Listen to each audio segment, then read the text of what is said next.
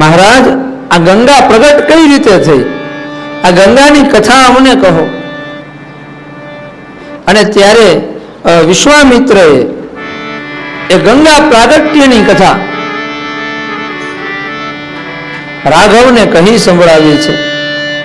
રાઘવ, સગર રાજાના 60,000 દીકરાઓ કપિલ મુનિના આશ્રમમાં આવ્યા, અશ્વમેઘ યજ્ઞ કર્યો છે અને અશ્વ ફરતા ફરતા કપિલના આશ્રમમાં છે.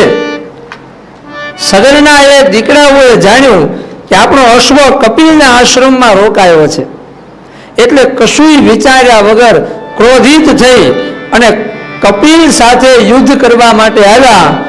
ત્યારે કપિલે એક જળની અંજલિથી આ સગરના 60,000 દીકરાઓને બાળીને ભસ્મ કર્યા છે.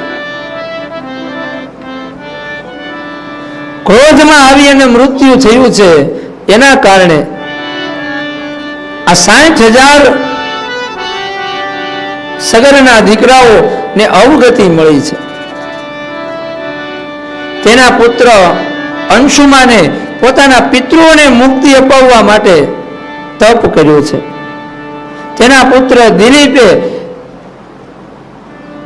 પિતૃઓને સદગતિ અપાવવા માટે તપ કર્યું છે. ભગવાન ન રીઝ્યા અને ત્યારે ત્રીજી પેઢી એ ભગીરથ નામના રાજા થયા.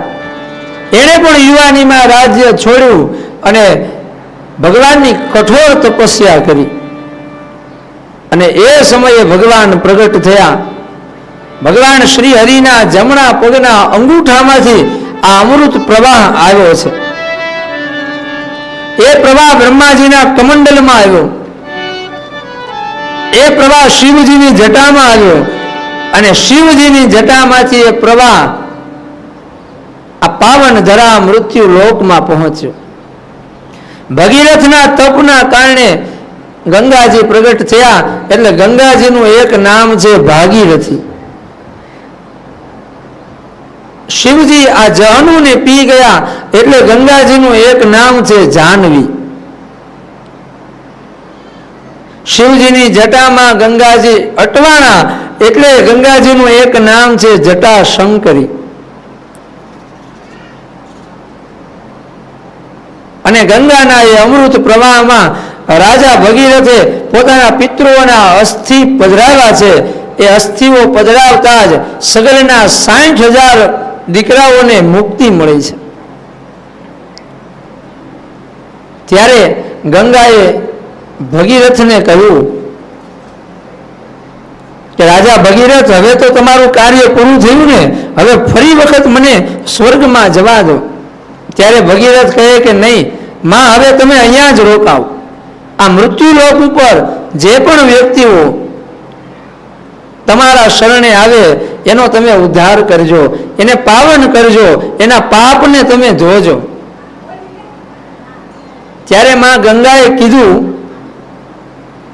કે આખું જગત મારી પાસે આવશે એટલે બધાયના પાપ ધોવાઈ જશે, પણ બધાયના પાપ મારી અંદર ભેગા થશે એનું શું?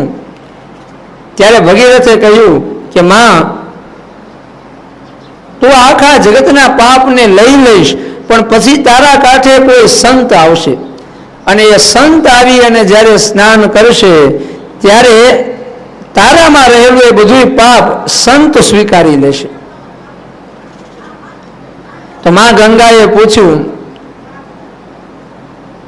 કે તો સંત પાસે બધું પાપ ભેગું થશે એનું શું? અને ત્યારે રાજા ભગીરથે કહ્યું કે જ્યારે જ્યારે સંત હરિકથા કહેશે, હરિકથાને સાંભળશે, સત્સંગ કરશે, હરિસ્મરણ કરશે, ત્યારે ત્યારે એ બધાય પાપ શ્રી હરિ લઈ લેશે. આવો માં ગંગાનો મહિમા.